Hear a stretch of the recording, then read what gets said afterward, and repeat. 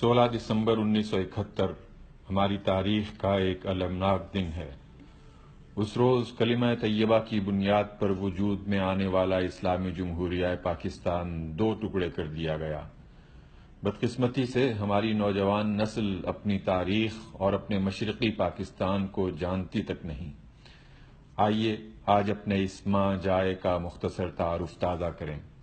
شاعر اسلام مصور پاکستان علامہ محمد اقبال نے دو قومی نظریہ پیش کرتے ہوئے ہمیں یاد دلایا تھا کہ ہندو اور مسلمان ایک قوم نہیں، دو الگ قومیں ہیں۔ انہوں نے کہا تھا کہ انگریز سے آزادی بھی ناگزیر ہے، لیکن ہندو کی نفرت اور تعصب سے محفوظ رہنے کے لیے مسلمانوں کو ایک اپنی آزاد ریاست بنانا ہوگی۔ بعد ازاں اسی موضوع پر علامہ محمد اقبال اور سید ابوالعلا مودودی کے درمیان مشاورت اور مراسلت بھی ہوتی رہی۔ سید مودودی نے اپنی کتاب مسلمان اور موجودہ سیاسی کشمکش میں اسی دو قومی نظریے کو ٹھوس دلائل کے ساتھ پیش کیا تھا۔ 23 مارچ 1940 کو لاہور کے منٹو پارک میں قرارداد پاکستان کے ذریعے اس نظریے کو عملی جدوجہد کا عنوان دیا گیا۔ قائد اعظم محمد علی جناح کی موجودگی میں شیر بنگال مولوی فضل الحق نے قرارداد پاکستان پیش کی۔ بنگال سے تعلق رکھنے والے دیگر درجنوں رہنما بھی اس موقع پر موجود تھے۔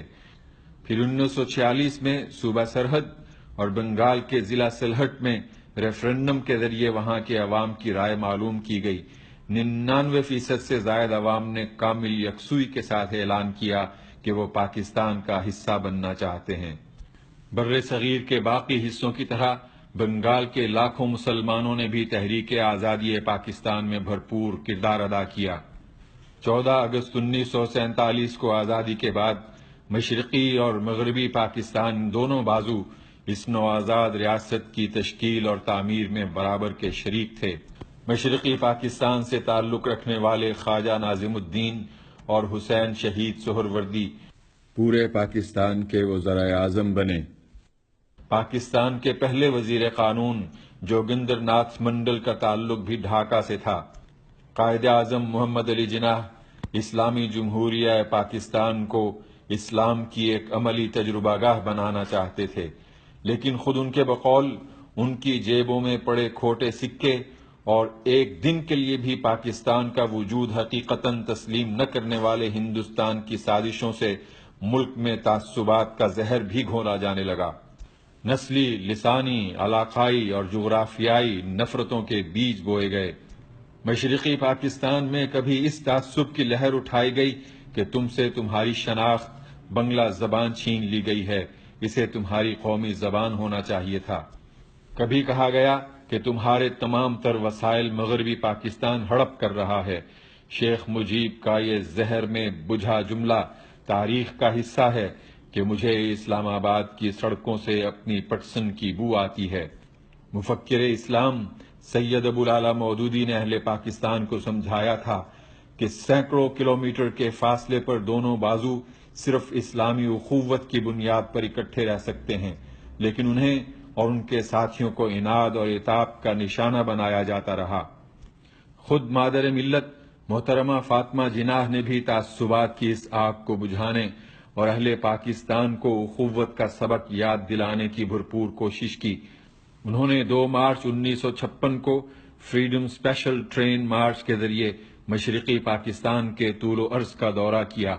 اکتوبر 1958 میں جنرل ایوب خان نے ملک میں مارشل لا نافذ کر دیا۔ ان کے عہد اقتدار میں مشرقی پاکستان میں تعصبات کے شعلے مزید بلند ہونے لگے۔ ڈکٹیٹر ایوب خان نے صدارتی انتخابات میں مشرقی اور مغربی بازو سے واضح اکثریت حاصل کرنے والی مادر ملت محترمہ فاطمہ جناح کو دھاندلی کے ذریعے سے شکست دی تو اسے بھی خود پاکستان کے خلاف پروپیگنڈے کا ایک ذریعہ بنا لیا گیا۔ ملک کو سنگین گرداب کا شکار کرنے کے بعد 25 مارچ 1969 کو جنرل ایوب خان نے پاکستان کا اقتدار جنرل یحییٰ خان اور ان کے اس ٹولے کے سپرد کر دیا کہ جس کی بنیادی شناخت تھی شراب اور شباب اور رقص و سرود کی محفلیں تھیں۔ حالات مزید سنگین ہونے لگے۔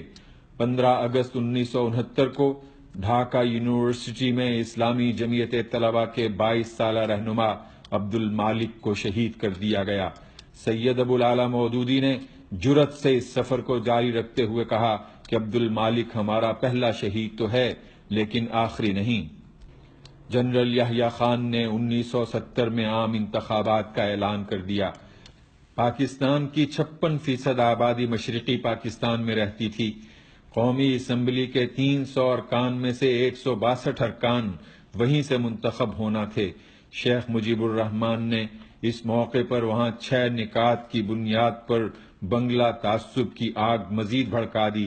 ادھر مغربی پاکستان میں ذوالفقار علی بھٹو نے روٹی، کپڑے اور مکان کا دھوکہ دیتے ہوئے لوگوں کو گمراہ کیا۔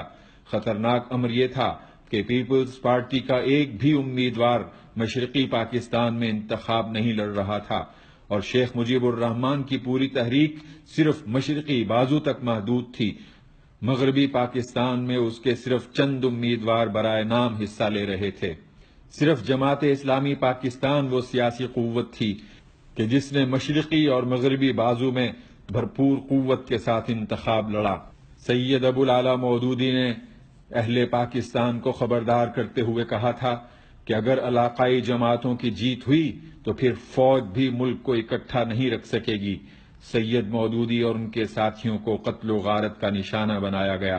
وہ ڈھاکہ کے پلٹن میدان میں جلسہ منعقد کرنے پہنچے تو انہیں غنڈہ گردی کا نشانہ بنایا گیا۔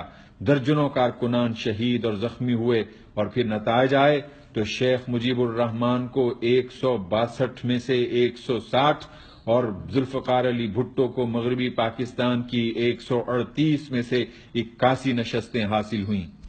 سید ابو العلا مودودی نے تمام تر اختلافات کے باوجود جیتنے والی پارٹی کا مینڈیٹ تسلیم کرنے کا مطالبہ کیا۔ 3 مارچ کو ڈھاکہ میں نومنتخب اسمبلی کا اجلاس طلب کر لیا گیا، لیکن جنون اقتدار کا شکار بھٹو نے اعلان کیا کہ جو بھی اس اجلاس میں شرکت کے لیے ڈھاکہ گیا اس کی ٹانگیں توڑ دی جائیں گی۔ پھر اس نے ادھر تم اور ادھر ہم کا نعرہ بلند کیا۔ اس نعرے کا واضح مطلب یہ تھا کہ مشرقی پاکستان اور مغربی پاکستان میں الگ الگ حکومتیں قائم ہوں۔ ملک ٹوٹتا ہے تو ٹوٹے، مجھے اقتدار چاہیے۔ 3 مارچ کو اسمبلی کا اجلاس منسوخ ہوا تو شیخ مجیب نے مشرقی پاکستان کے طول و عرض میں بغاوت پر مشتمل کارروائیاں شروع کر دیں۔ جنرل یحییٰ خان نے معاملات سنبھالنے کی بجائے مشرقی پاکستان میں فوجی آپریشن کا آغاز کر دیا۔ سازشوں کے تانے بانے بننے والا ازلی دشمن اسی موقع کی تاڑ میں تھا۔ ہندوستان نے مشرقی پاکستان میں اپنی فوجیں اتار دیں اور پھر دیکھتے ہی دیکھتے یہ خوفناک جنگ مشرقی سرحدوں سے اٹھ کر مغربی پاکستان تک بھی آن پہنچی اور اس جنگ کا اولی مقصد ہمارا مشرقی بازو ہم سے الگ کرنا تھا۔ اس موقع پر ایک بار پھر مشرقی پاکستان کے مخلص، باوفا اور حقیقی اسلامی ریاست کے قیام کے لیے کوشاں شہریوں نے ہندوستان اور مکتی باہنی کے لاکھوں سپاہیوں اور گنڈوں کے مقابلے میں اپنی جانوں پر کھیلتے ہوئے ملک کا دفاع کیا۔ ہندو افواج اور اس کی پروردہ مکتی باہنی نے مشرقی پاکستان میں لاکھوں بے گناہ شہری قتل کر دیے۔ ان کی اس سفاکی کا ایک جیتا جاگتا ثبوت آج بھی بنگلہ دیش کے تاریک کیمپوں میں معصور وہ لاکھوں شہری ہیں جن کے آباء و اجداد کو بنگالی نہ ہونے کے جرم میں اور پاکستان کا ساتھ دینے کے جرم میں تہہ تیغ کر دیا گیا۔ باقی ماندہ لاکھوں انسان آج بھی بنگلہ دیش کے ان کیمپوں میں کیڑے مکوڑوں سے بدتر زندگی گزارنے پر مجبور ہیں۔ 71 کی جنگ کا اختتام 16 دسمبر 1971 کی شام 4:30 بجے ڈھاکہ کی ریس کورس گراؤنڈ میں بچھی اس میز پر ہوا جس کے ایک طرف ہندوستانی فوج کا جنرل جگجیت سنگھ اروڑہ تنا بیٹھا تھا اور اس کے پیچھے کھڑے ہندوستانی فوجی افسروں میں ایک نمایاں چہرہ ہندوستانی فوج کے ایک یہودی افسر میجر جیکب کا تھا جو سقوط ڈھاکہ میں شریک دیگر عالمی قوتوں کا تعارف کروا رہا تھا۔ دوسری جانب پاکستانی فوج کا جنرل عبداللہ خان نیازی اس دستاویز پر دستخط کر رہا تھا کہ جس کے بعد ہمارے 93,000 فوجی ہندوستان کی قید میں چلے گئے۔ ہندو وزیر اعظم اندرا گاندھی نے اس موقع پر فخر سے کہا کہ آج ہم نے 2 قومی نظریے کو خلیج بنگال میں دبو دیا، لیکن اسے اپنا یہ خواب اس وقت بکھرتا دکھائی دیا کہ جب علیحدگی کے 4 سال بعد ہی 15 اگست 1975 کو شیخ مجیب الرحمان اپنے اہل خانہ اور ساتھیوں سمیت انہی فوجی افسروں کے ہاتھوں قتل ہو گیا کہ جنہوں نے اس کی خاطر اپنے ملک تک کی قربانی دے ڈالی تھی۔